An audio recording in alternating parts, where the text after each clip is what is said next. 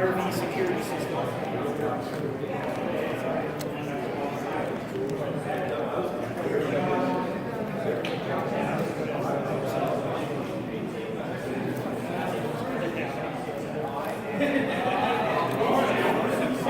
Haven't had your pizza, please feel free to grab yourself some more pieces and we're going to get started.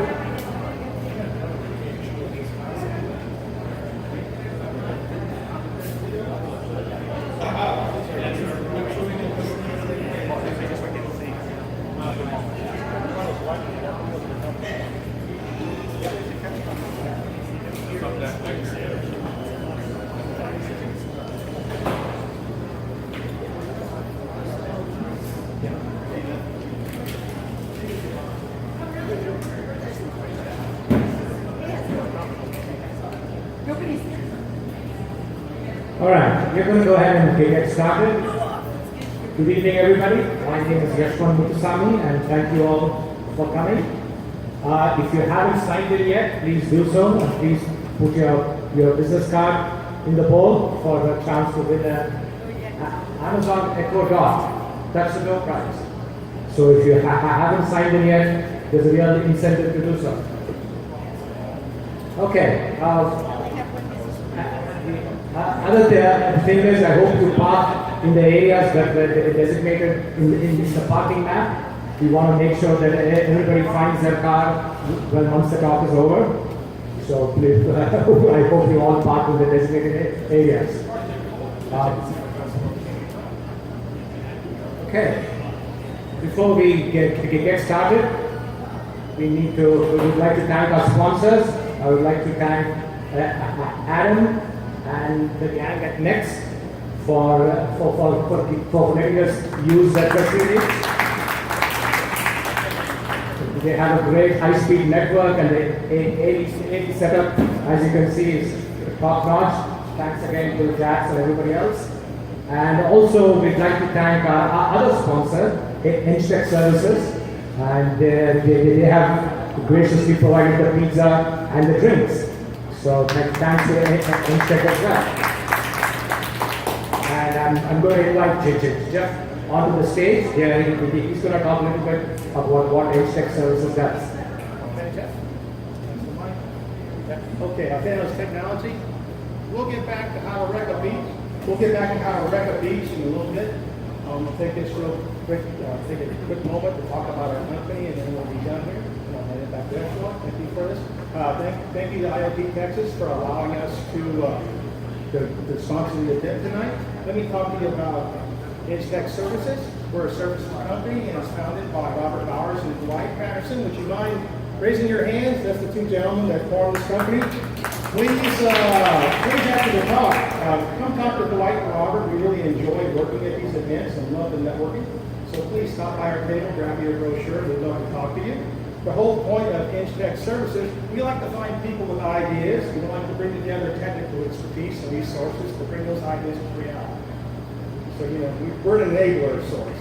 And we don't care if you're developing a prototype, you have an idea, and say, I want a prototype that, controls the hose pipe in the garden or something like that, controlled by a cell phone. We don't care. Come talk to us about it. Or whether or not you're adding resources to some kind of existing team, or you just have a bright idea, you know how you implement it, come give us a talk. We'd love to hear from you. I need to use this instead of doing, there you go. And how do we do that? Well, Robert and Dwight have done an amazing job of connecting with a lot of technical subject matter experts in the Dallas area. Dallas is a wonderful, awesome area when it comes to technology. We're all people like me, descendants from TI and other companies like that. And so as a result, there's a huge amount of talent out there.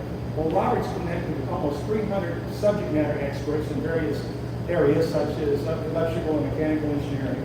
And so we draw upon that for our products. And we're using some of our subject matter experts right now in some of our current projects, including this gentleman over here. He doesn't mind me bragging about it. Okay. This is the things we're interested in. Of course, IoT is real big for everybody, I'm sure about here as well. Consumer electronics, mobile apps, and other topics like that. And what we're looking for, we're actively seeking clients with ideas. So if you're one of these people that has ideas after ideas, and we talk to people like that a lot, and that light bulb or light bulbs are going off, and you don't know what to do with that light bulb in your head, come talk to us. We'd love to deal with you. We're always looking to expand our network. So if you have experience in something, you'd like to do something else on the side, please go talk to Robert and Dwight. Whether you want to talk to us tonight or talk to us some other time, please make yourself available to us. We'd love to add you to our network. We're also interested in investors in technology. So we have a couple of projects we're looking for funding. And we have clients who have bright ideas but no cash right now, so we're helping them and at the funding as well. So if you're one of these people, or maybe you just want to talk to this client because it's a networking event, please stop by and see us at the table. How about we start that conversation today? And if you want to talk to any of us after the event, this will be in the slides, and that's how you reach us. Thank you so much. Thank you, Jeff. Okay, let's get right down to it. I'll be introducing the problem of speech recognition and give you a little bit of insight into why it is such a difficult problem, even though these days it seems like it's been solved. But it has been something that's been around for a very long time. And then we'll jump right into an overview of each of the speech agents or assistants that you see on the marketplace. This is just a small sampling of the large number of intelligent assistants out there, but these are from the big players. And then we will move into how speech interfaces are really quite essential for IoT. And then I will hand off the presentation to Martha, who will show you some of the live speech demos in the smartphone space. And then we'll wrap up with Q&A. As far as the Q&A is concerned, I'd like the talk to be interactive. And so feel free to ask questions, with the only caveat that we have a lot of slides to cover. So if the questions begin to get out of hand, we reserve the right to ask you to hold them off until the end. But please feel free to ask questions. Okay, now, a lot of people have asked me about the title. It's actually the aim of a book, but it actually goes beyond that. It's actually based off of a mishearing of a vocoder rendered phrase. And for people who don't know what a vocoder is, it's a voice encoder. One of the first voice encoders was developed by IBM. But not IBM, but Bell Labs in 1928, and was actually used in World War II as a means of protecting the voice communications from prime years. And during one of the phrases was how to recognize speech, and somebody heard it as how to recognize speech.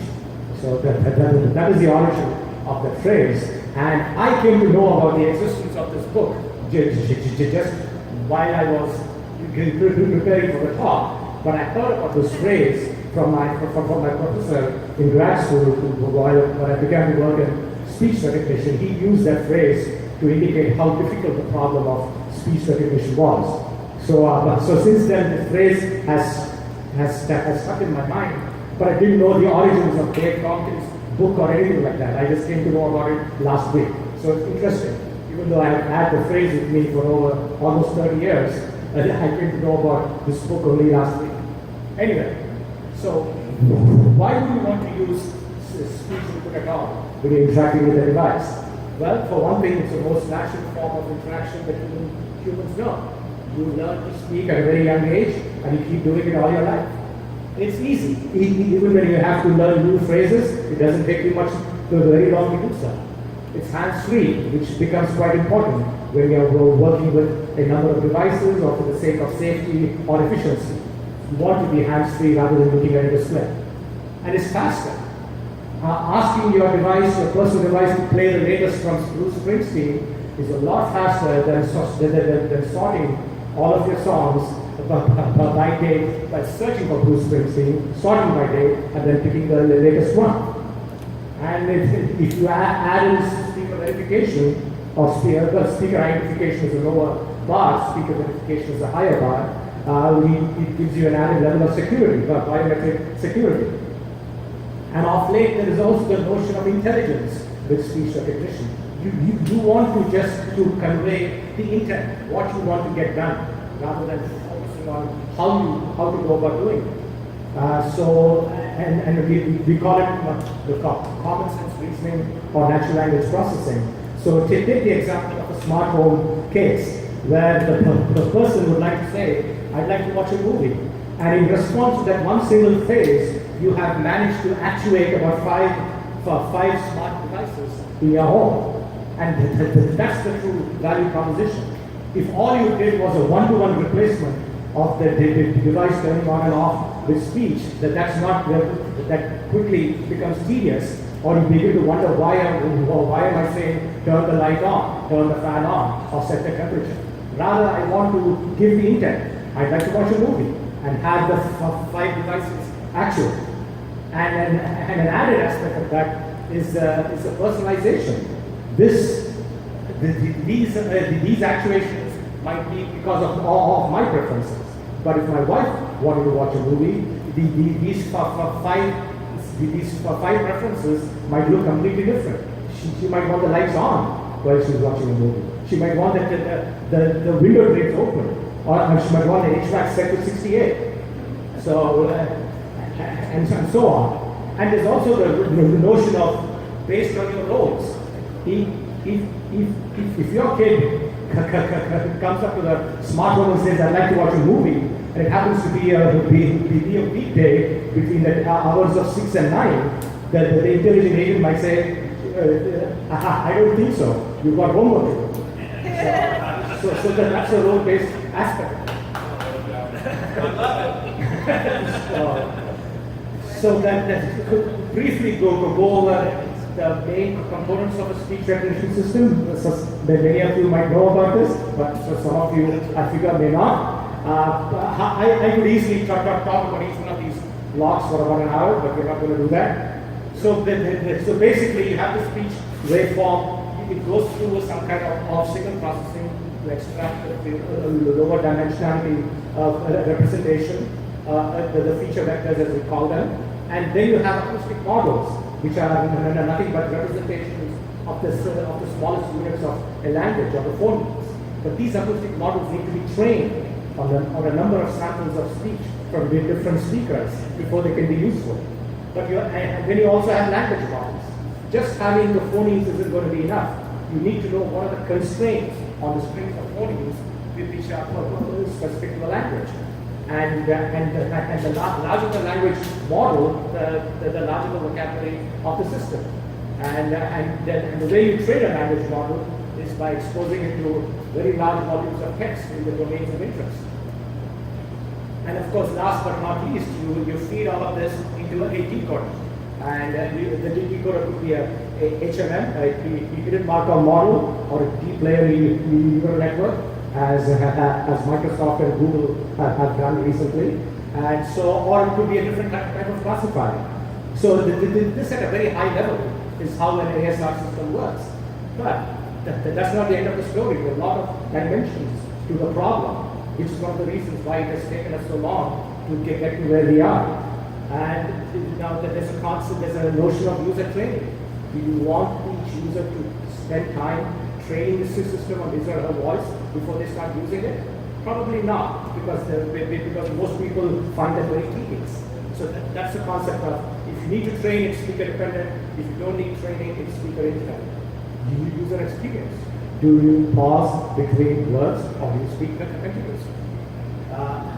Or do you want to use a recognizer for command and control, which are short phrases or maybe sentences, or do you want it to be a constant interactive dictation? A dictation, even though it's based on speech recognition, is a completely different piece. There's a lot of interactivity and a display. Do you want it to be working on a specific domain, like for typing or for transcription, or do you want it domain independent, like Google, the Microsoft, and the Amazon systems are? Do you want it to handle a single language or multiple languages? And kind of related to that is how tolerant do you want it to be to different accents and dialects? Because some people have a very thick accent, and that could throw a generic English speech recognizer off completely. And that, well, in the age of cell phones, most people don't seem to really realize how big a problem this is. But the fact of the matter is, full bandwidth speech is 8 kilohertz, which means a sampling rate of twice that, which is 16 kilohertz. That's microphone speech.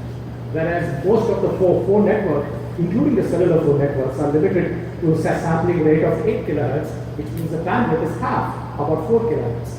You're losing a lot of high frequency information, which is why when you're speaking on the phone, the word fox sometimes sounds like fox. Because the information that distinguishes the phoneme from the cell phoneme is in the higher frequency bands, and that band is getting locked off on the telephone channel. So this is crucial. And of course, these days with all of these intelligent devices, do you want a client-based speech recognizer that will recognize the completely exists on your client, or do you want it in the cloud, or do you want a mixture? And those have implications of resources and functionality for the system. Noise robustness. Not everybody wants to be walking around with a close-talking microphone on their head.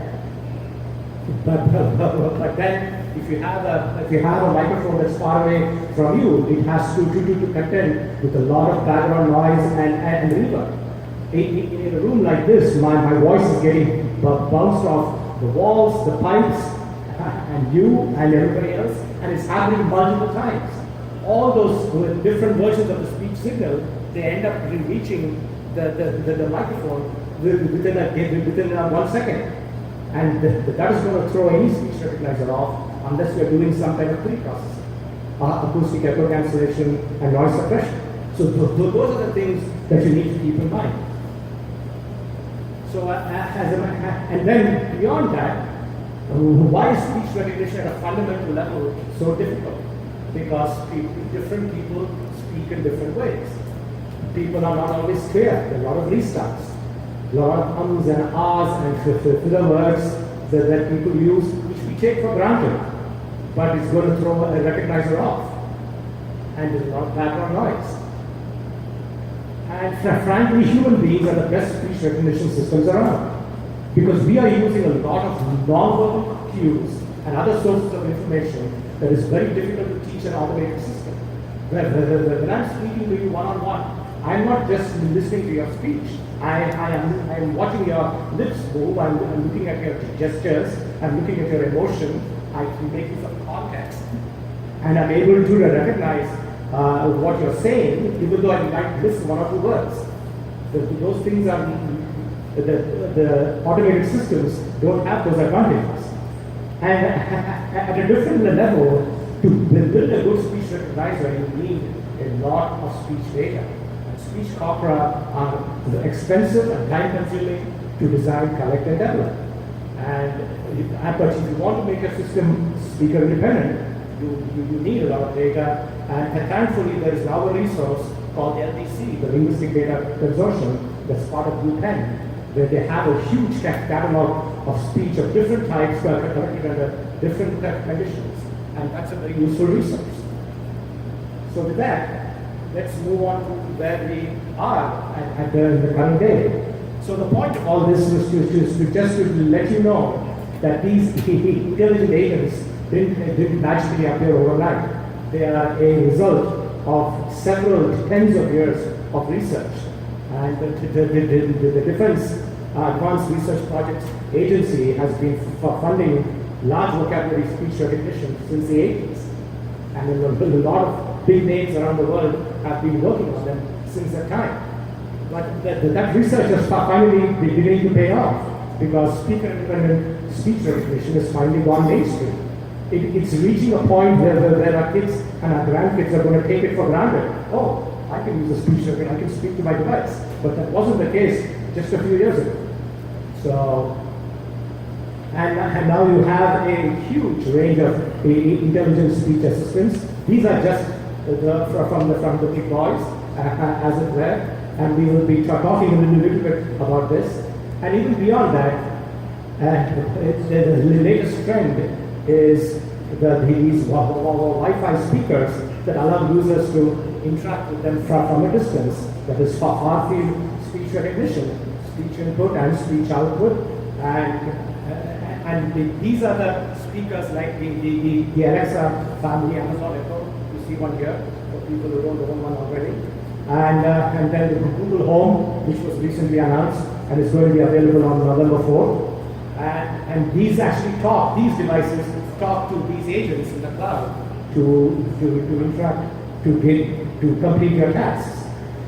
So, but when we're talking about speech output, it also helps to understand that the text-to-speech systems also are the result of a number of years of development. People might have heard of DeckTalk, but the AT&T Labs has been using it, and all of the big ASR players have corresponding text-to-speech systems, which almost sound like natural speech. So here, just real quick, I'm not going to go into any detail. How does a text-to-speech system work? You have the text that comes in, it goes through a text analysis where the sentences are broken down into words, and then the words go through a linguistic analysis. The intonation. For if you're asking a question in English, there is a rising intonation as you go towards the end of the question. If it's a sentence, it's a flat intonation. And the phrasing, that is the amount of time or the timing of the words is going to be different. As also the duration. Based on the context, the duration of a word is going to be different. So these are the kinds of analysis that needs to get done. At the end of it, your utterance gets broken down into phonemes. And then comes the fun part of how you do how you generate the actual speech waveform. Here it's interesting that text normalization that we take for granted is not that easy for a machine. Dr. Jones versus Jones Drive. 15628 Apple Lane versus 15,628 tons of apples. We know the difference, how to say it, but a machine needs to be taught. This is a classic. The reason I included this, that Google Maps still makes this mistake. It calls McKinney as MC Kinney. So, you have read books as in the past tense versus books that are read in color.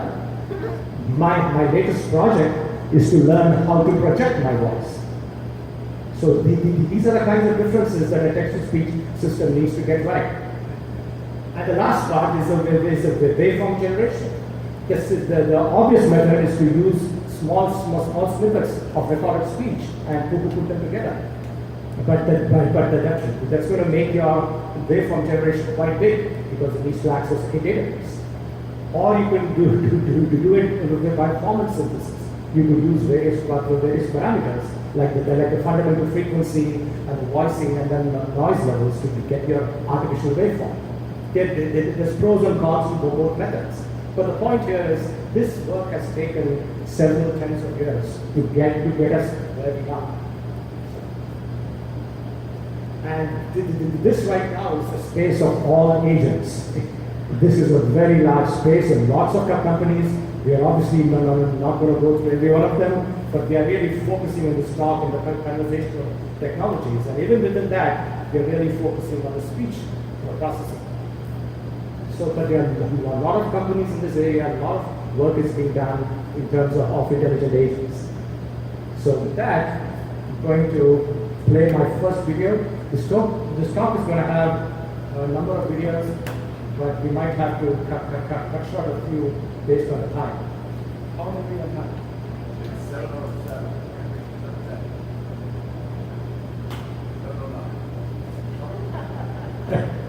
7. It's on the echo. How's it going? I'm just finishing up right now. Is it on? Oh, it's always on. Can you hear me right now? Nope, you don't usually use the wait for Alexa. What does it do? Alexa, what do you do? I can play music, answer questions, get the news and weather, create stories, day after day. Alexa, play rock music. Rock music. Alexa, stop. Yeah. Alexa, what time is it? The time is 3:27. You actually don't have to yell at it. Okay, it uses far field technology, so it can hear you from anywhere in the room. So can can just be whatever. Yes. Well, everyone can hear you anyway. Is that what you heard? I was thinking of it there, but it works anyway. Echo is pretty neat because it knows all sorts of things. So all you have to do is ask. Alexa, how tall is Mount Everest? Mount Everest's height is 29,029 feet, 8,848 How meters. can you ask them to get so small? It updates you from the cloud. That's also how it gets its answers. Just shut up the box now. Dad really likes that Echo just plugs in, so we never have to charge it. Plus, Echo's really good at keeping track of things like shopping and to-do lists. Alexa, add wrapping paper to the shopping list. I put wrapping paper on your shopping list. Alexa, how many teaspoons are in a tablespoon? 1 tablespoon equals 3 teaspoons. Alexa, set a timer for 8 minutes. 8 minutes, starting now. That's not a morning person, but Echo definitely helps him wake up. Alexa, alarm off. Alexa, what do you do? Today is Thursday, November 15th.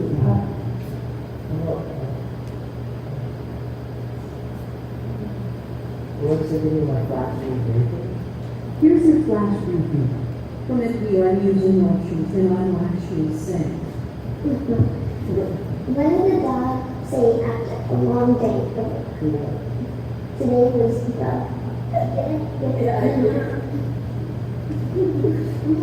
Alexa, tell me another. I wondered why the baseball was getting bigger, and then it didn't. Sometimes Echo helps out when you least expect it. Dad, how do you spell cancel? Cantaloupe. C-A-N-T. Alexa, how do you spell cantaloupe? Cantaloupe is spelled C-A-N-T-A-L-O-U-P-E.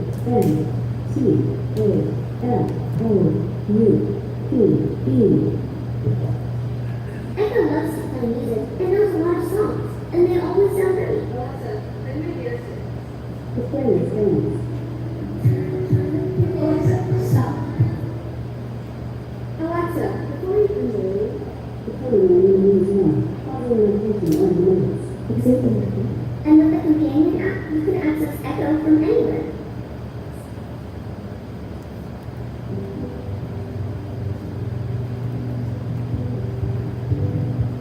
With everything Echo can do, it's really become part of the family. To experience Echo, go to Amazon.com/Echo. Okay. We should move on. Okay, so clearly these guys are the first out of the gate. So by definition, they are the leader of the pack of these Wi-Fi speakers. And the far-field speech recognition has been the wow feature for the end consumer. People are fascinated by the fact that you don't have to be close to it to speak to it, and so that has added to the mystique of the Amazon Echo. And but a few key points to remember: Alexa app cannot do speech recognition; it's only for the settings. And it's got only 3 breakup words that you can program into it: Alexa, Amazon, or Echo. Amazon Music Unlimited lets you play tens of millions of songs Yeah, on I this got that. device. Thank you. It's free for 30 days and then you'll be automatically charged $3.99 a month. Alexa, stop. Terms in the Alexa app. Should I start your free trial? Alexa, stop. Thank you. Okay. But Alexa. But it's got no GPS integration. So it can't answer simple questions like, where am I? Alexa, where am I? You're a person who asks some very interesting questions. No. Okay. So,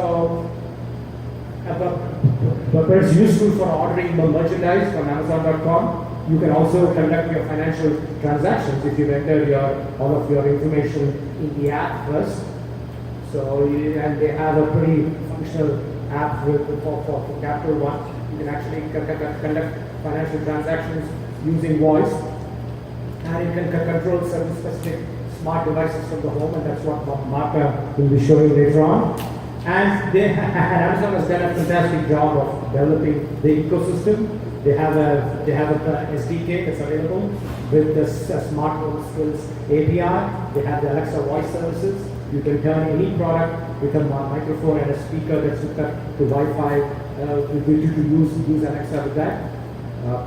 And they have an Alexa fund, which is a $100 million investment fund. And you can go to this website and you can see all of the third-party skills which have been developed. And based on certain concerns that people had, you don't just have the Echo, you have a number of other devices now. You have two other devices.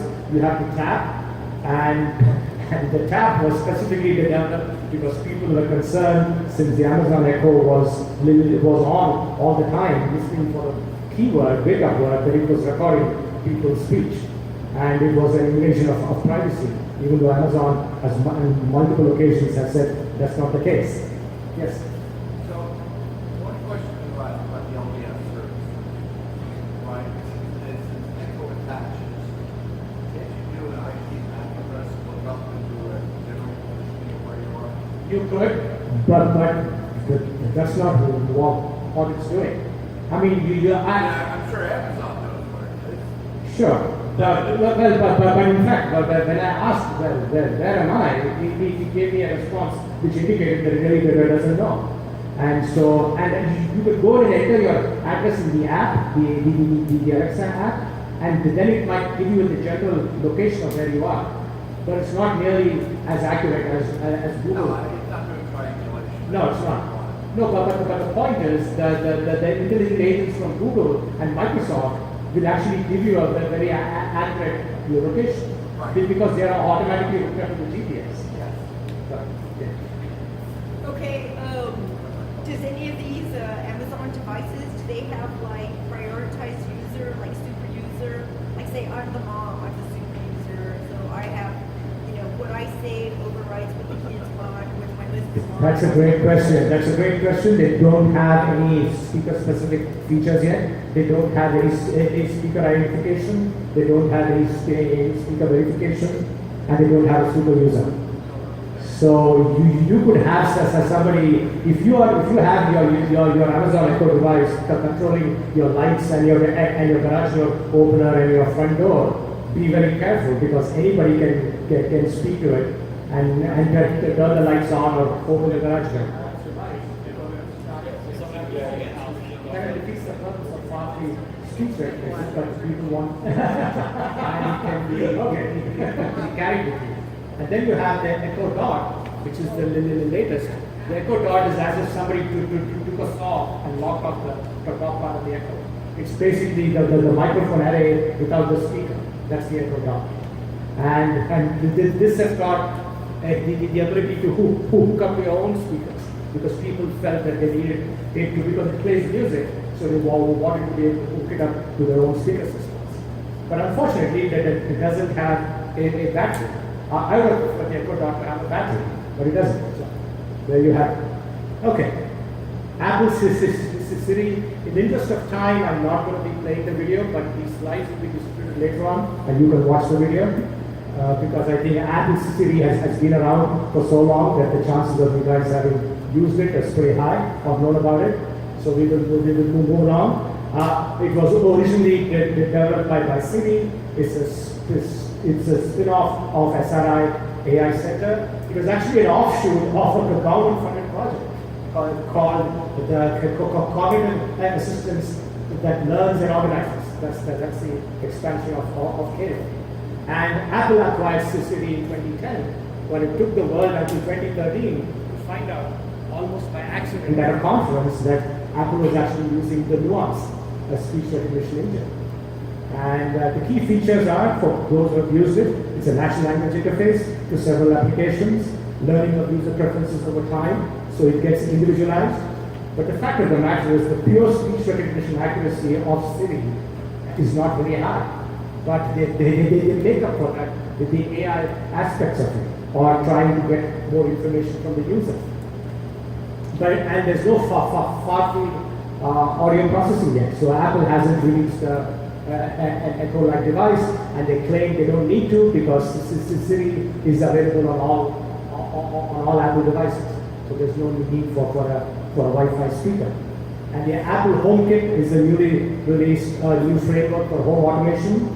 And in iOS 10, you have a new home app that works with a whole bunch of smart devices. And Apple contends that this is more than enough. They really don't need a Wi-Fi speaker.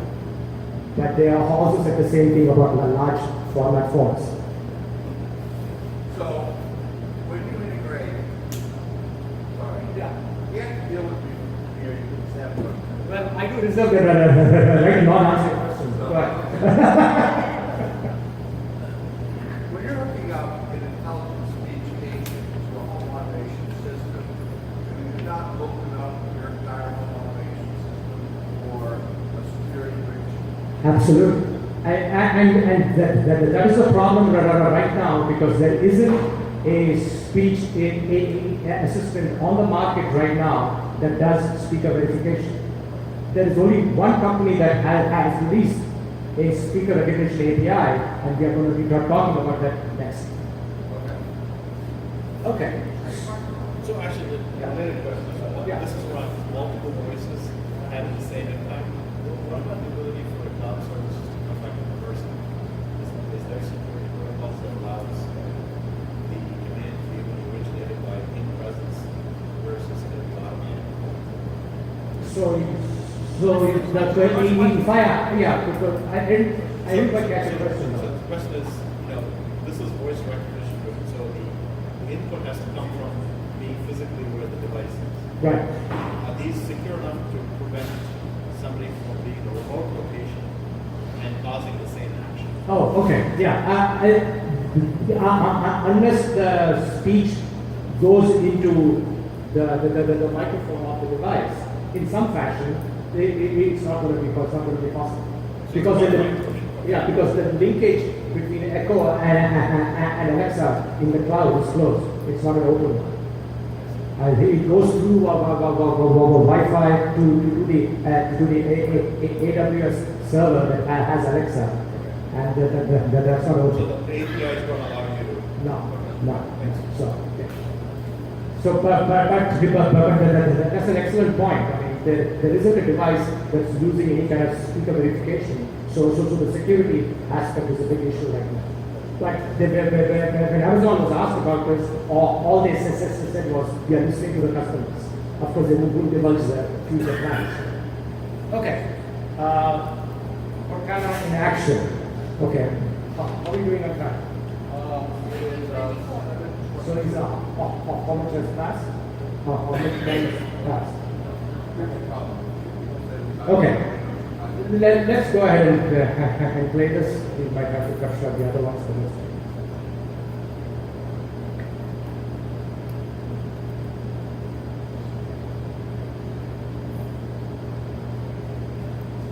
Except it's not playing. What happened there?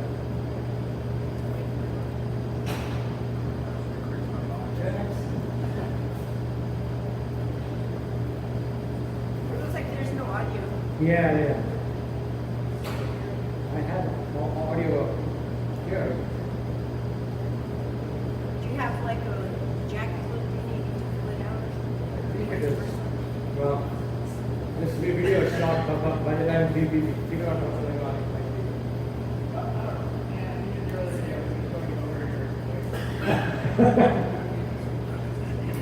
Okay. It's okay. We can move on. There is one more video. As long as the audio comes back from that video.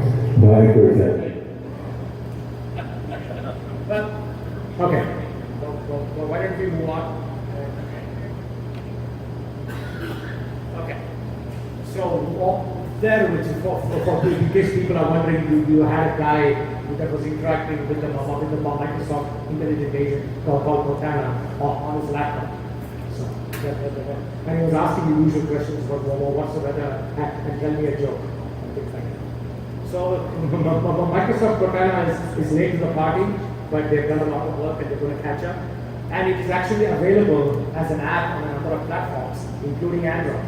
So I have the Microsoft Cortana app on my Android device, and I can show you, or I can show you a demo of that here.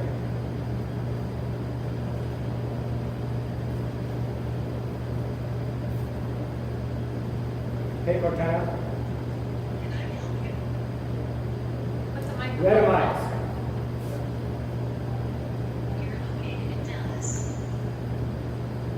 So it's hooked up to my GPS, so it knows, it shows me a map that points to this location.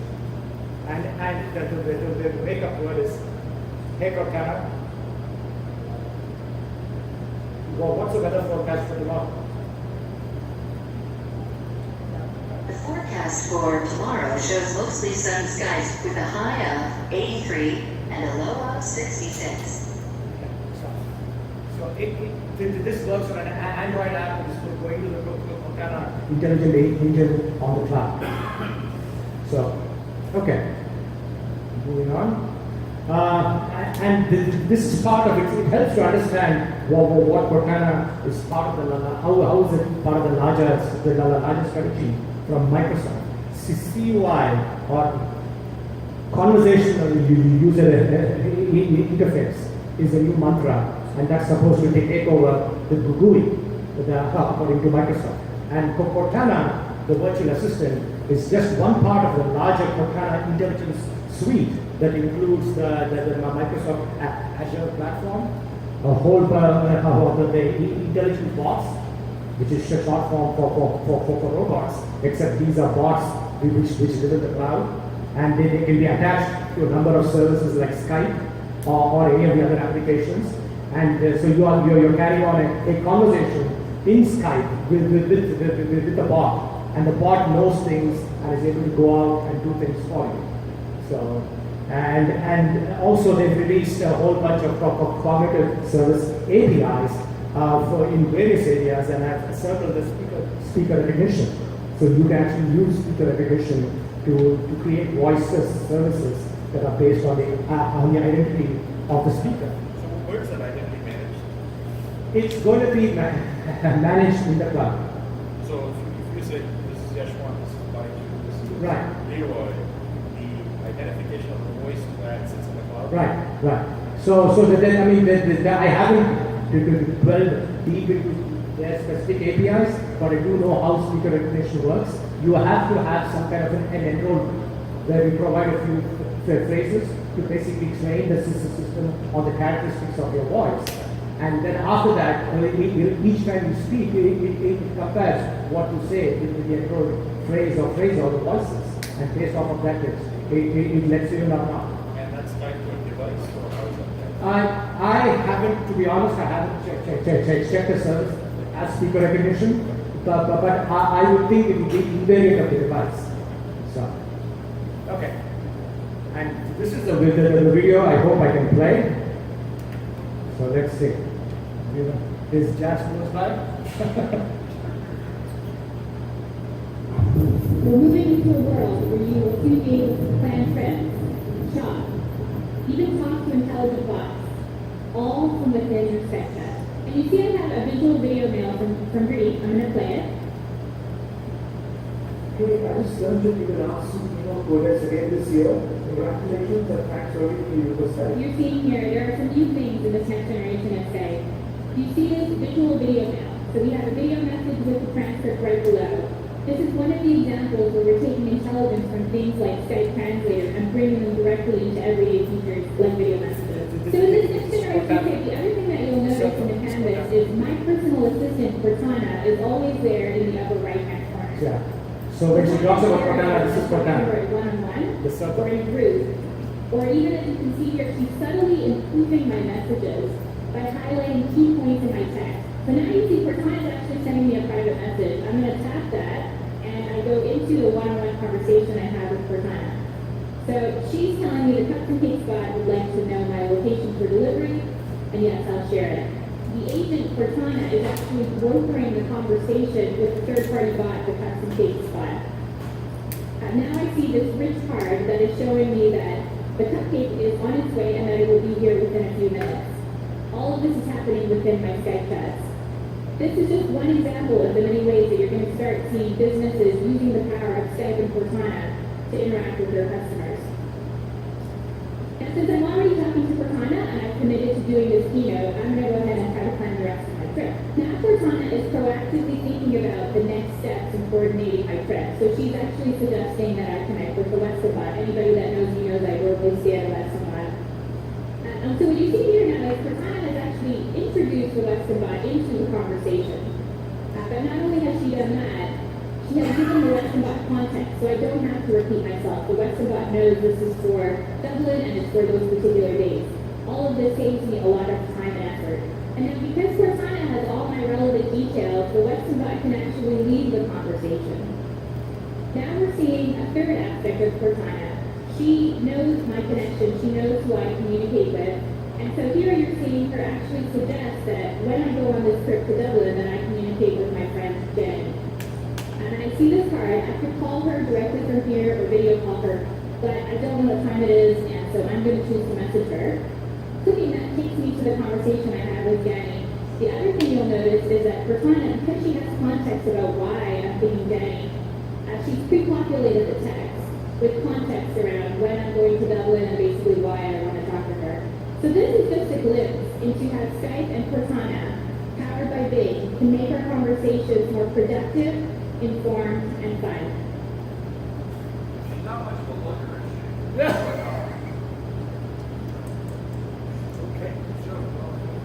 Okay. Moving right along, okay. So here I am going to skip the home intro for Google. It's actually a press event, and it does pretty much the same thing that Alexa does, with the exception that you can control your TV through Chromecast, since Google has access to Chromecast. So that's the big value add that Google claims over Alexa. They are bringing their existing assets, and they've done a great job of integrating it with the Google Home box. Okay, so now the Google Home is the actual wireless speaker microphone combo device, the one that we saw in one of the earlier slides. And Google Assistant is the new name for the intelligent assistant that exists in the cloud. And Google is leveraging its dominance in search and natural language processing, and it's going to be available on November 4th. The actions on Google is the real news here. That is Google's own bot platform. Everybody's into bots. Microsoft, Google, everybody's into bots. It's a new buzzword. So and it's going to be available in December. And they recently bought API.ai, which is a small company that claims to have a conversational user experience platform, and they are going to integrate that into the actions on Google platform. That's pretty fast, since the acquisition of API.ai was only about a month or two ago. And the SDK to bring Google Assistant to devices not made by Google is going to be available in early 2017. Now the Google Assistant features on Pixel phones, a few of them frankly are scary. The Google Assistant will be able to listen in on your phone conversation and automatically do web searches for you. Of course, once you opt in. Also, if you happen to be looking at pictures on your phone, Google Computer Vision will automatically identify items of interest in that picture that you're looking at, and we try to match it with your previous search history and have a new search results all ready for you to be pulled up at the long press of the Google Home button. So, and it also will auto-populate your calendar and make the restaurant reservations on your behalf, possibly by hearing you talk about or going out to eat with your friend. So, that's a price of convenience. So, anyway. Now, how do you say creepy? Yes. I don't want to use that word, but yeah. Okay, for the sake of completeness, want to mention Samsung S Voice. It is not it just doesn't come across as being as intelligent as the other agents. It's just a user interface issue, it seems like.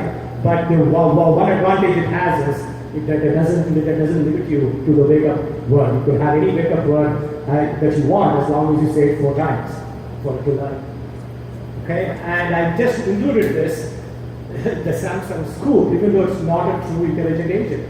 And the news of this device leaked out because of the documents that Samsung presented to the FCC. So this is taken from the user manual that was submitted for FCC certification. And if you notice, there is just one microphone. So it's not a far-field device. It seems to be a Bluetooth speaker, a wireless Bluetooth speaker with a strap on that's meant to be carried around with you. So it's really not an intelligent agent or along the lines of Amazon Echo. But as you will see, that is not going to be a problem for Samsung. You will learn why. Okay, so this is the newest kid on the block. It's called Viv, and it was a company that's formed by the co-founders of Siri, that Klaus, and they had a near flawless live demo in May of this year. And it Viv aims to be the intelligent assistant for everything, and it uses a combination of nuance and also their own next generation AI technologies. So I'm going to play this one video here. Folks, it looks like we are going to go over time a bit. Is that okay? If we go slightly over 8 p.m.? Because I'm running way behind.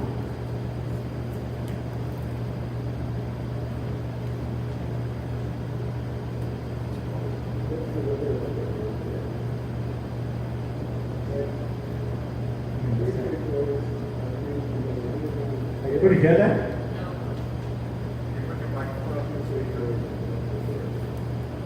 Going on through the speakers just seems to be very I was trying to adjust it.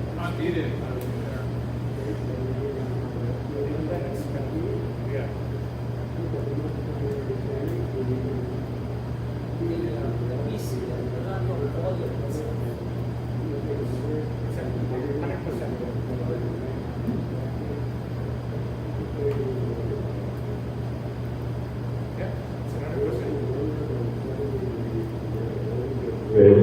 After 5 p.m., the day after tomorrow.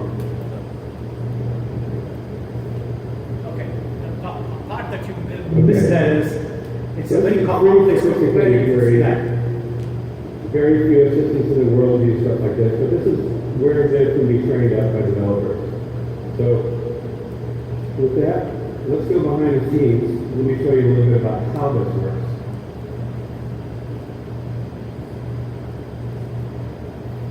Okay, so what we're looking at here is the Viv Developer Center. This is a place where developers will go and develop new apps and teach Viv new things.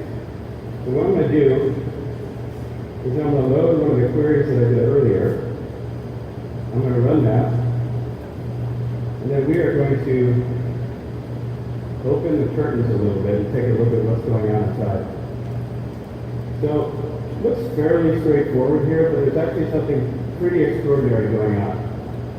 So the first thing that we do is we have our friends from Nuance who we're using for our speech recognition today, turn the sounds into words. Then you can see we have a very sophisticated natural language understanding, and that generates something called an intent. But then here's where the magic comes in. So we've got a new technology that we've been working on patenting with the computer science breakthrough called dynamic program generation. So when it understood the intent of the user, it generated this program. So this is software that's writing itself. And this is a really important aspect of scaling the assistant, because every other platform like it has a program manager that says we're going to do movies or we're going to do something else. They're going to lay out and they program exactly what happens when you say some query related to some domain. It's hard-coded, but that doesn't scale. This is a dynamic program that in 10 milliseconds writes itself, that creates an execution program that goes out and ties the pieces of the services that you need, generates the dialogue, generates the layouts, does everything that happens after the intent. Let me show you one more example.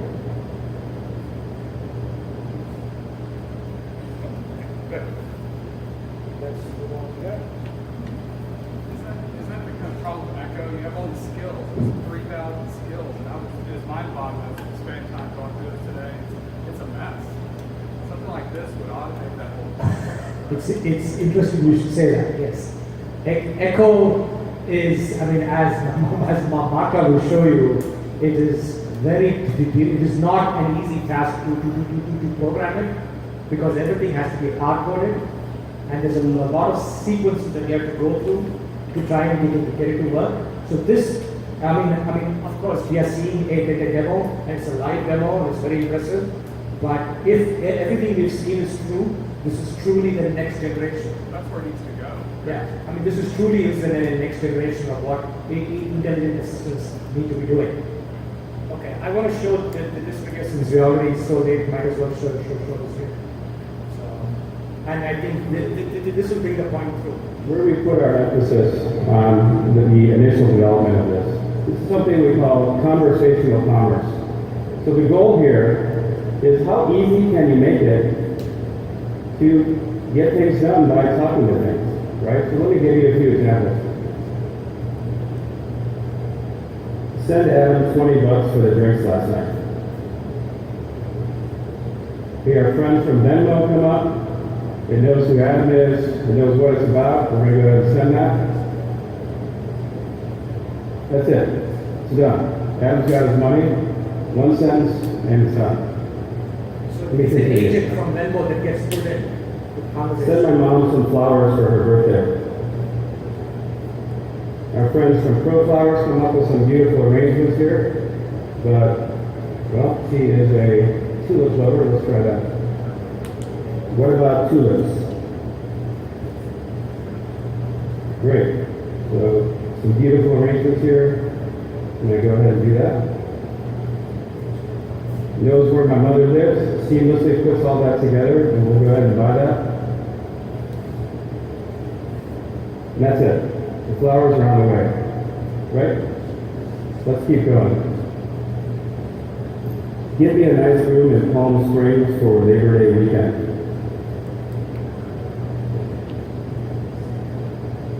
Our friends at Hotels.com come up with some cool options. Okay, I've stayed at the Andreas Hotel before. It's pretty nice. I'm going to go ahead and get that. I think a deluxe room would be good. And let's book that. Has anyone ever seen a hotel booking that's that simple before? Come on, you guys, is this exciting stuff or what?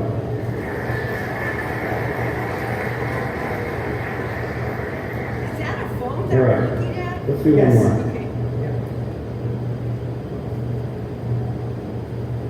I need a ride for 6 people from my office to Madison Square Garden. This section uses Uber, but you can basically All right, so friends from Uber can help us out here. Of course, they know that Viv. Okay.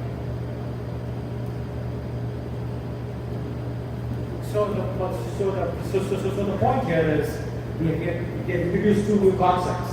The concept of software that writes itself, or that dynamic program generation, and this whole concept of conversational commerce, where based on what you say, it knows which agents to draw in, or which bots to draw in to get that task done.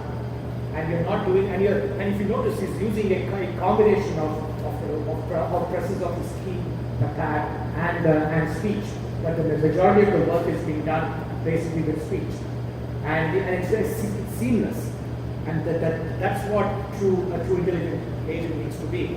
And the point that he makes later on in the video is that we are trying to move towards the intelligence as a utility, where it's going to be there like an appliance or a device, because it knows about you, it knows what you want, it's able to extract the information that it needs to perform the tasks based on just what you say. And this is the reason why I said the fact that the Scoop was not a Wi-Fi speaker with an intelligent agent isn't going to make much of a difference, because Samsung has bought it. They announced the acquisition on October 5th. The reason I put the date here is because it was one day after Google announced the Google Home. So the race is heating up, and I think Samsung, at least for the time being, has leapfrogged the competition. by the purchase of Viv. And so, but Viv, as a service, hasn't launched yet. So it's going to launch hopefully early next year. Okay. Real quick, this is a quote from from Strategic Analytics, and they think that even in IIoT, speech interfaces are going to play a big role. I will let you read that. I don't have to repeat it. And they also believe that in the consumer segment, voice, and the caveat here is voice includes speech recognition, mono and bidirectional communications. But if you read the white paper, as I have, they actually focus a lot more on the speech recognition part. So a large portion of these percentages are actually going to be for speech recognition.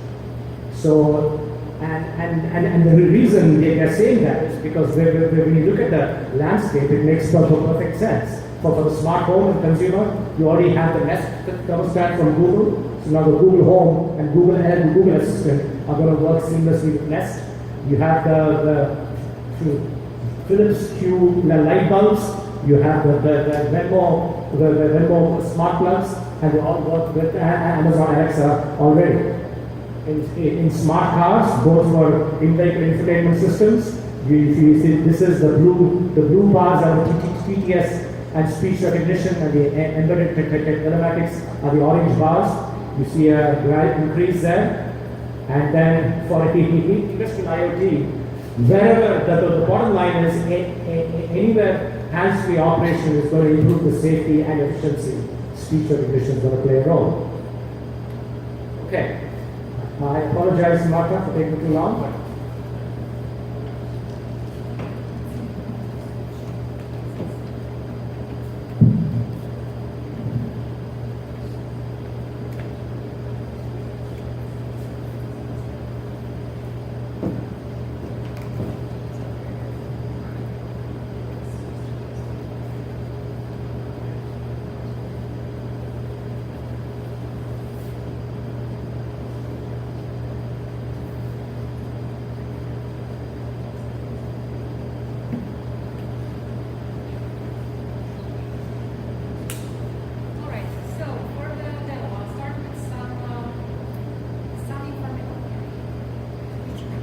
Thank you.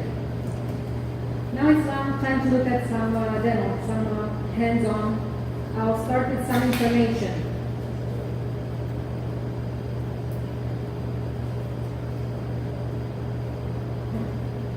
Alright. I'd like to start with this. Look at this sharp increase of accuracy of machine speech understanding. This is actually happening now. Last week, exactly 1 week ago, Microsoft announced parity of machine and human understanding of human speech. This information comes from MindMelt. They say in 2014 there was barely any queries done by voice. Now 15% are done, and in 2050 about half of all queries will be done by voice. These guys, MindMelt, claim they power the most advanced conversational experiences available today. So are they just another Viv? Well, it looks like they are. They play in the TV cable operator business. And I found them through one of these infographics. So I was searching for stuff to use to put together the demo. And this is one of the best infographics out there from VentureBeat. They have these good categorization, and if we take a look at this top left corner, this is where we see the speech processing and the text chatbots, providers and services. So there's a lot out there. So would I look at any of these to put together my demo? Well, I would probably start with a big five. And since I'm looking at something for a smart home where I want hands-free and eyes-free experiences for like I'm now. Microphone, clicker, I can still talk to Alexa, right? So in fact, we just used Alexa for the demo. You would ask, do I really need conversational or voice user interfaces workflows? And the answer, as with many things, is that it depends. If I want to automate, I have repetitive tasks, I could very well press a button on a device. But if I can trigger a complex workflow with just a few words, then sure, that may be worth it. Again, for hands-free, eyes-free, with near field recognition, you cannot beat Alexa, the Amazon Echo. If I want qualified answers, if I have complex questions, I'm better off looking at pages and pages of results applications as we see, where I can then refine my search. This quote, some of you may remember, it evokes robots taking over us humans. Well, we are not there yet for sure today. Today we still have the challenge of having these machines be effective and good assistants. So for the demo, we selected Alexa and the smart home, and again, because the Echo device has excellent quality of microphone and speakers, Alexa has a pleasant persona. We can train her to show flexibility and humor. It offers a hands-free, eyes-free device experience, and I can install one anywhere I have Wi-Fi. So this works in my home. It works anywhere. And back to Pete's question, well, I can have Alexa run here in my home. It's the same me talking to Alexa. The device follows me. I have an account, and that's how I access these devices. If I have multiple devices, it's still just one me that's accessing those devices. Amazon offers excellent development environment support. I can build, deploy my applications and services. And also we wanted to assess where is the smart home today, and also from a voice interface perspective. We expected we'll have challenges. Of course, as you've heard, GUI versus CUI is they're completely different beasts. With voice interfaces, I have one channel of communication. And we all know from personal communication that verbal communication is just a small fraction of how we interact with others, right? With very facial cues, body language, right? With conversational user interfaces, we can offer very rich experiences because I can reply to the user with links, videos, pictures. I can continue a conversation, I can scroll it, so it's much richer experience. So there are some challenges there.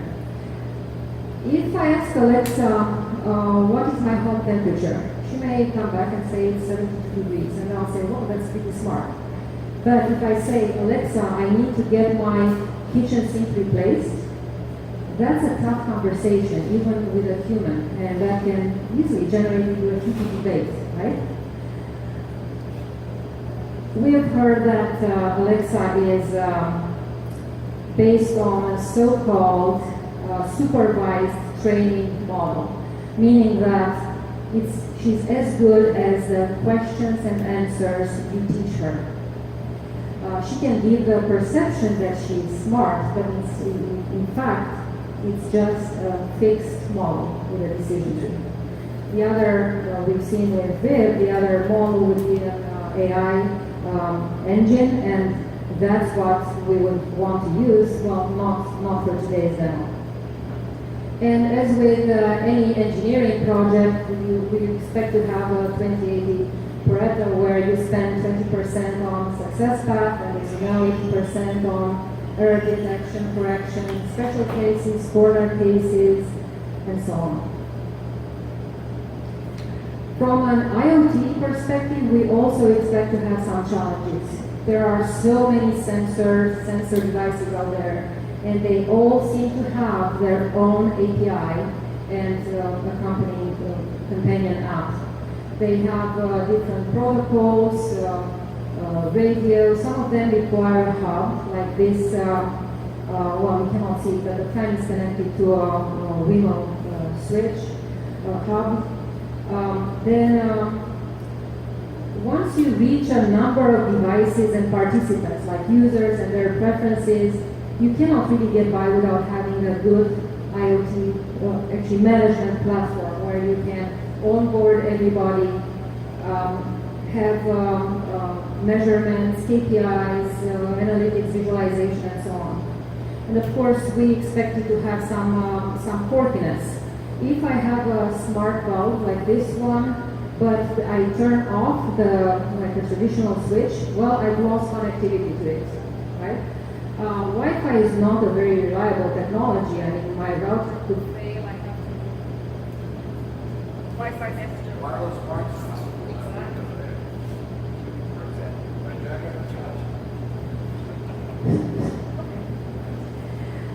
And of course, there are security issues, as we've recently heard, where I can expect maybe devices in my home participating in criminal activity. Again, for Amazon and Alexa, it's basically the only choice we have, because I listed here on the right, I was looking for devices I could use for a demo. SoundHound is a great device, but it's a closed system. I cannot develop for it. It's something that music fans would use. Google Home is not here yet. I don't have one. Ivy is a direct Echo competitor, and it's an Indiegogo project. We've used Alexa and Amazon Web Services. With this, we are an Amazon one-stop shop. I can easily plug in the behavior from applications using the Lambda functions. I can persist data using the DynamoDB. Amazon offers a very large number of tutorials, GitHub examples. There are user forums, so that's an excellent environment to use. As of June this year, there are 1,000 skills in the Amazon Alexa app. And Amazon's tagline is that Alexa is getting smarter, right? Or in fact, Alexa is always learning, right? This is the link to the Alexa app. And I captured here some of the top skills in the by some categories, and you can also see their ranking. Of the many applications out there, skills out there, Capital is one of the most prominent, alongside Fitbit, Domino's, Nest. And the link in the title points to a SlideShare presentation where Capital One presented their journey in building this application, the Alexa app. And they have some very interesting challenges they show there.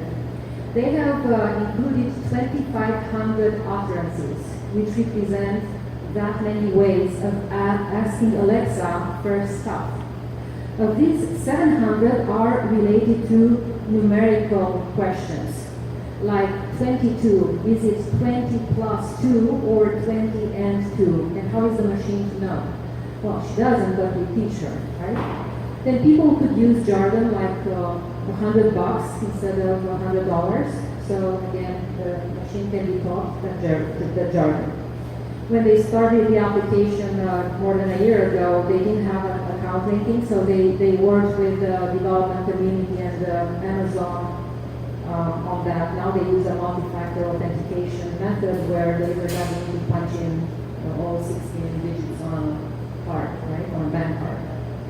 And interestingly, again, going back to challenges of voice user interfaces, if Alexa pauses for too long, that's a very bad experience, and we've had that while trying to set up for this demo. After about 10 seconds, Alexa will say, "Sorry, I cannot help you," or "Your skill, there's something wrong with your skill."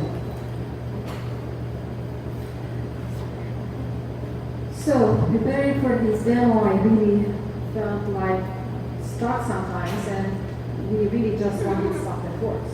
That's very true. This is what we used to put together the demo. A LifeX bulb, it's this here, it's a smart bulb. It's a Wi-Fi device. It has an excellent API. It has been a dream device to work with. Then I got a Wemo switch. This is also a Wi-Fi device. But I didn't know it works with universal plug and play. And this is a unique protocol because it only recognizes devices behind the firewall, which means that I would have trouble accessing it through from a server outside the firewall. And I'll show you what I mean. Of course, we have the Alexa, the Amazon Echo. I also have a button that I've used, and the Amazon ecosystem with a number of services I'm using the demo. These two devices have the big advantage that Alexa already controls them. And I can see that this is a snapshot of my Alexa app. Under smart homes, we have this Get More Smart Home Skills. This is how you can acquire skills related to the smart home. I have there the LifeX bulb and I have the Nest in my home. And then there are also devices for which a skill is not available, but Alexa can discover those. So that's where I have the Wemo switch for which a skill is not in the list, but I called it fan just because it controls the fan here. And for the room, I called the LifeX bulb, I called that kitchen, and I also have a Nest that I'm not using. So looking here, we see that there's a list for skills and a list for devices, and the two lists are not necessarily, they do not coincide, so just a note. This is the setup for the demo. The dotted line is the firewall. What's underneath is our devices in my home, or in this case in the next space. The LifeX bulb has a companion app, same with the switch, it has a companion app. Above the firewall, we have these servers that talk to the devices. The communication that happens is the one that will in solid lines. So this thing that I call Homer, this is the application we wrote to control the devices and the users. So this Homer server talks to LifeX in order to control the bulb, and it talks to the Wemo server to control the switch, and so on.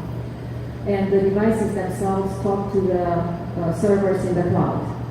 So this is something interesting. So if I put as of now, this switch works on the next test Wi-Fi.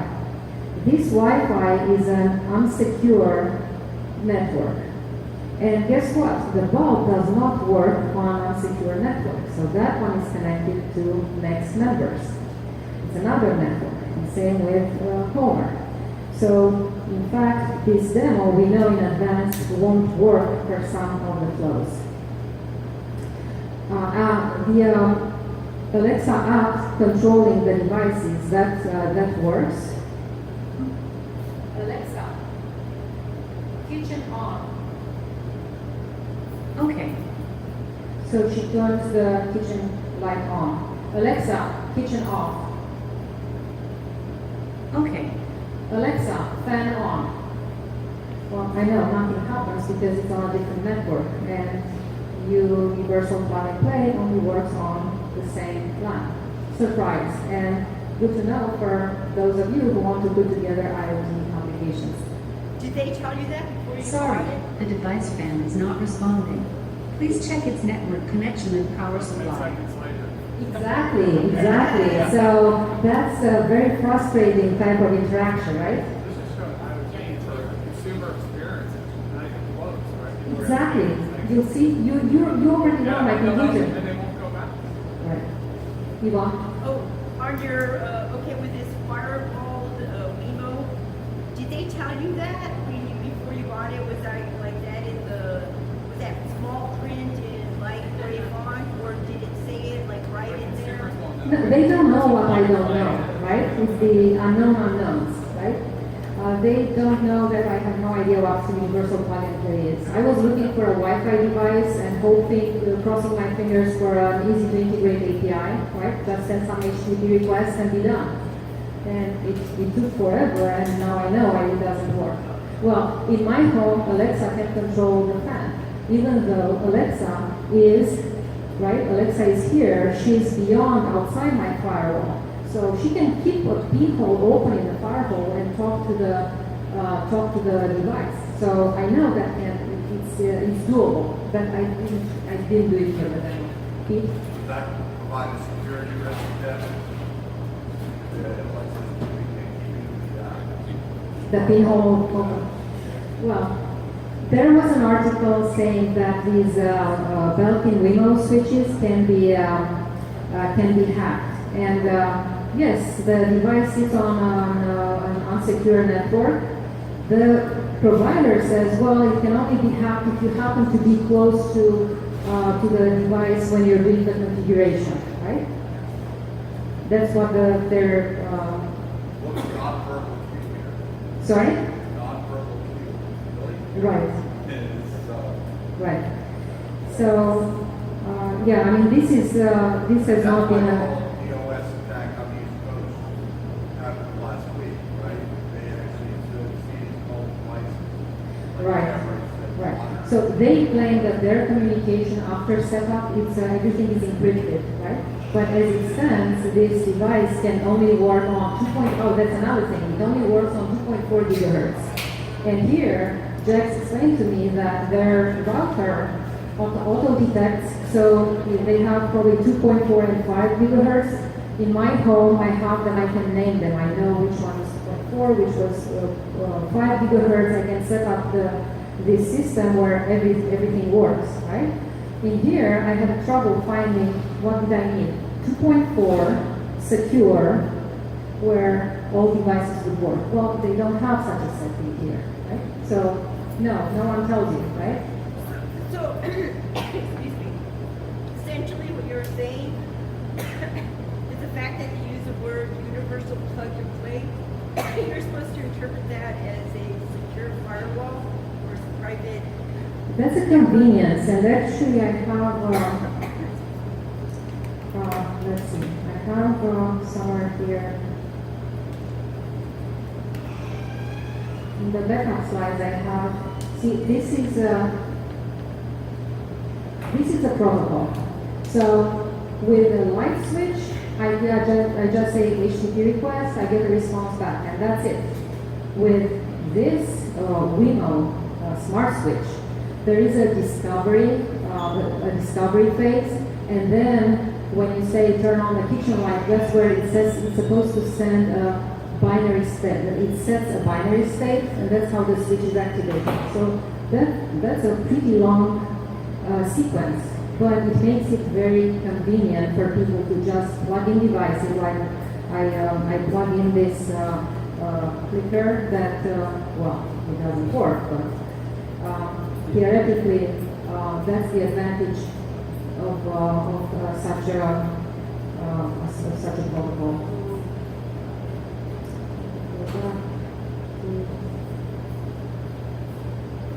This. All right. So that was.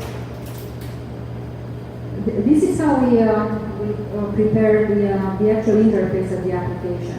We thought of a scenario that would be typical: a family with members that use the same devices. They may have different preferences. We gave them, we associated personas with them, we gave them names and assigned activities that they may do. This shows the steps. The clicker started working. All right, cool. This shows the steps of setting up an Alexa skill.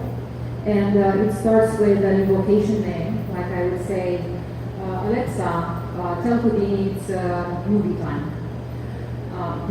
There are intents associated with the activities that I have, and to those there are utterances associations.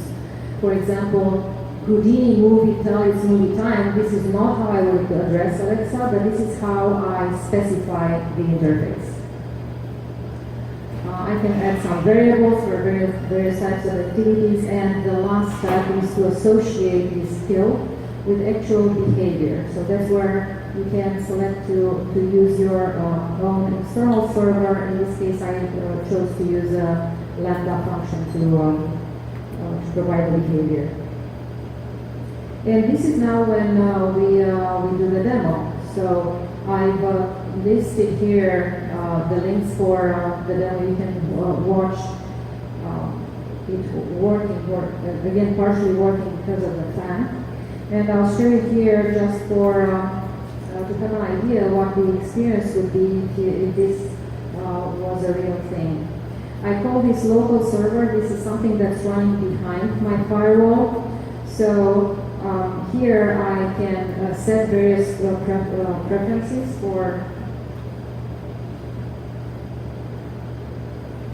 the user. So for example, for Houdini coming home, light is at 50% and the fan power is on, right? And I can save these preferences. They will be communicated to the server. And let's say, Alexa, tell Houdini it's movie time.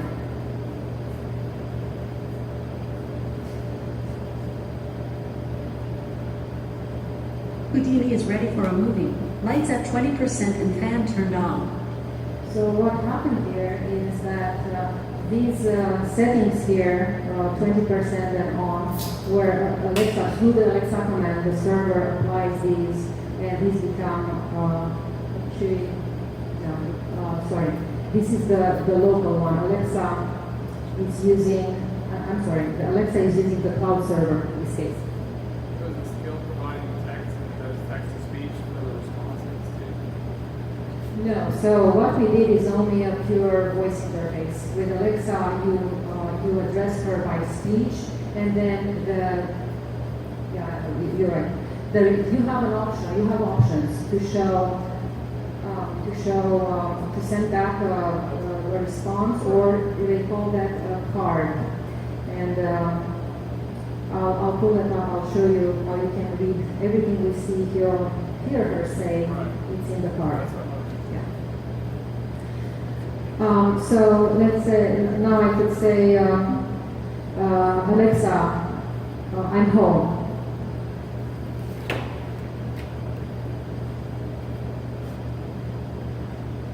Alexa, tell Houdini I'm home. I forgot what it is. Houdini is home. Lights at 50 and fan turned off. Well, that doesn't work. What if I say, Alexa, tell Houdini I am bored.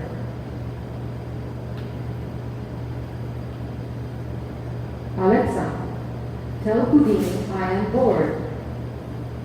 Houdini tries to help the best he can. He cannot do too much now. Alexa, tell Houdini I am hungry. Sorry, something went wrong. Please try again later. Alexa, tell Houdini I am hungry. I can't find the answer to the question I heard. So this also shows that there's something with more sensitivity to noise. So let me try this again. Alexa, tell Houdini I am hungry.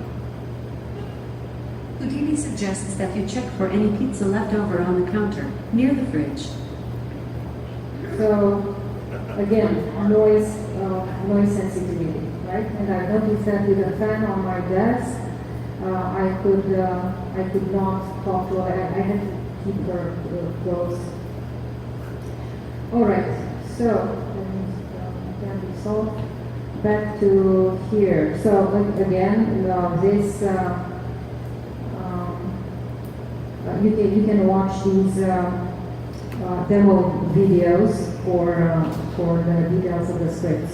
I wanted to mention that something like this would be a view of an administrator, where the administrator sees the settings, participants with all their activities and settings. As a user, I would probably only have one of these files, like if I identify with the Sabrina persona. Not sure if you've read this quote, any of Douglas Adams' books. This sums up exactly my experience with this demo. So you have to be a network engineer or a geek to make it work, right? So it has been wrestling with technologies that don't quite work yet. It's been a lot of fun, I have to admit, but it's just not worth it for the end user, as Brian was saying. So with voice, after tens of years of hard effort, we are, as Microsoft claimed, there's parity of voice recognition, voice perception by humans and machines. There's parity. With IoT, poor IoT, 20 years after, and it's still not there. So this is my last slide with findings. Unless you are willing to troubleshoot and provide your own customer support, the smart home is not for everybody. I mean, as an afterthought, right? Because last week, there was also an announcement from Apple saying that they are working with vendors to build the smart home from scratch. They are putting in smart homes $30,000 worth of equipment. So it's an entire, complete ecosystem, of course, that ties you into the Apple ecosystem, but that's probably the way to do it, where someone controlling it from start to end. Me trying to cobble together a smart home, it's a lot of effort, and it's prone to frustration. So I mentioned the noise sensitivity on Alexa skills. With as you add devices, users, preferences, you can see that bloat, right? So her intelligence comes at the cost of programming all this information. There's a little sensor device centralization, a large variety of programmatic interfaces. So that's tough on, of course, a user in his or her home won't do that, but for as a developer trying to work on this. You absolutely need a platform for onboarding, management, visualization, and that brings the user needs versus operator needs. As a smart home user, I want an interface that's invisible. That's the best interface, right? There's nothing in the way. It's seamless. For an operator, though, that person would want to have a lot of data, information that it can be used to improve on KPIs. So completely different approaches, and an IoT platform is an absolute must. Long integration, large number of steps on setting up Alexa skills and the Lambda functions. It's under the same ecosystem, but they are different silos. And as we've seen, the flows could have long response time, not work, like we've seen, like with an IoT button, it takes 6 seconds for that IoT button to light the lamp, right? And with a Wemo switch, it simply doesn't work. So I guess it's a sad message we're giving here, but it's the investigation was really interesting. If you have any questions, I'll take those. But it correlates to that hype curve, right? Because IoT's at the top, it's about to go down the trough of disillusionment. Yes. This is the disillusionment that they're about to hit. Well, but that's not a camel curve, right? So I'm not sure when it's the time for IoT, right? And so this Echo Dot, that comes from me, from Latticera, and whoever wins this, I'd very much like to hear what your experience is with it, programming it. So. I have one more slide to end the presentation, and then we can take the questions. Okay. So you guys got to see how the sausage was made, right? And it's not too much fun. So let's see if we can get this. There we go.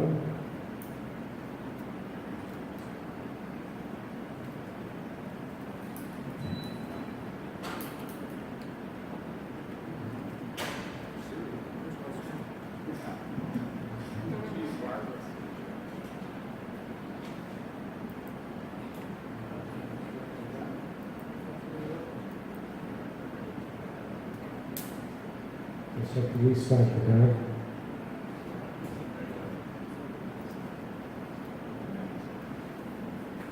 Yeah, okay. So, to wrap things up, we all know ASR and TTS, which took a long time to solve, as we saw earlier on, but both seem to have hit the mainstream right now. And in the coming years, you can expect bots to take over pretty much every aspect of your lives. If you opt in, that is. If you don't opt in, you're going to feel very, very left out when you speak to your friends. So you might as well opt in and have the Google bot read all your emails, for example.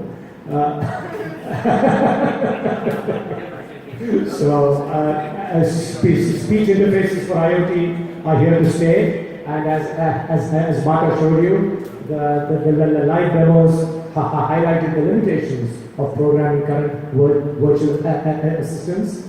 And we used Alexa because they had provided an API. We could have very easily used Microsoft Cortana, but we don't know what other issues we have encountered there. But so we gave you a rundown of the issues that were found with Alexa. There's a lot of hard coding and the device protocols. Hopefully, with and other next generation assistants, this won't be a problem if the promise of the dynamic program generation is realized. And I will leave you with a question here more than anything else.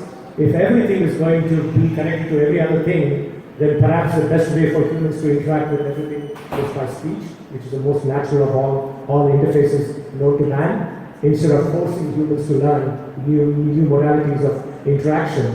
And there was one statement made by one of the researchers at Microsoft, which is very pertinent. And they said we are moving from an age where we had to understand the language of computers to an age where the computers are forced to understand our language. And that is really true in a lot of respects. As to how we can get there and how long we take to get there is a different question.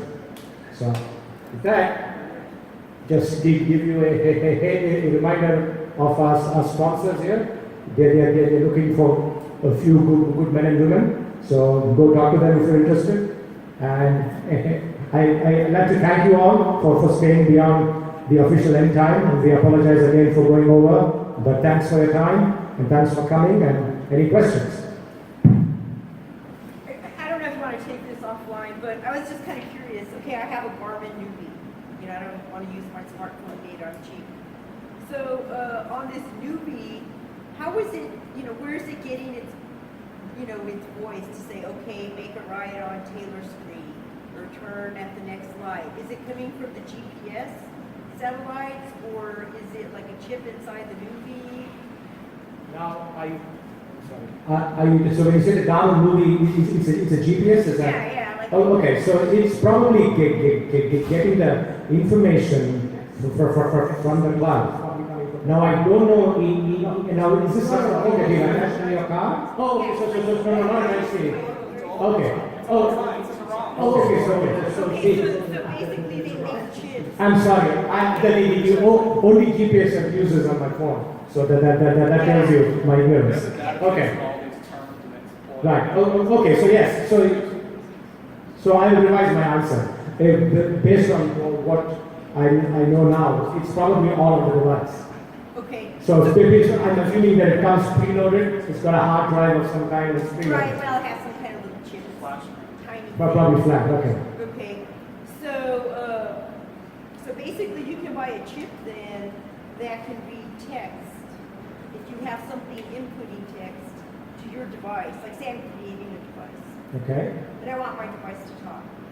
So I have input coming in as text. So I can run it through a currently available chip that would take my text and pop it out as speech. It depends. Yeah. I mean, you could do it that way. But what you're seeing on Alexa is the actual speech is being transmitted from the cloud. So the text-to-speech processing is not happening on the device. Right, it's in the cloud. It's in the cloud. But you could get something. Yes, like say I want absolutely. to create a device and Absolutely. I want to connect to the Like, it's exactly what's happening on your phone. The text-to-speech system exists on your phone for a navigation system. Okay. So, So we could buy that to incorporate in Yeah. whatever system we wanted, if we did want to have cloud. Right. Okay. Alrighty. any other questions? How much do they cost? I'm messing with you. Ask Cortana. Okay. If there are no other questions, I'd like to thank you all.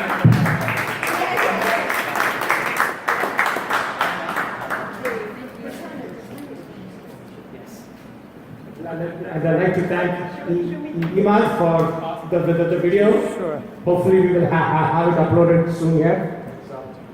Okay, now it's time for what you all been waiting for. Hey, is Jax around?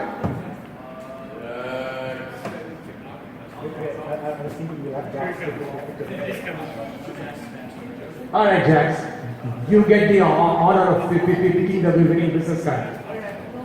But don't speak.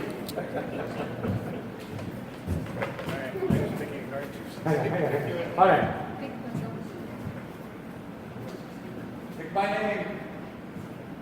Right. Pick me. All right.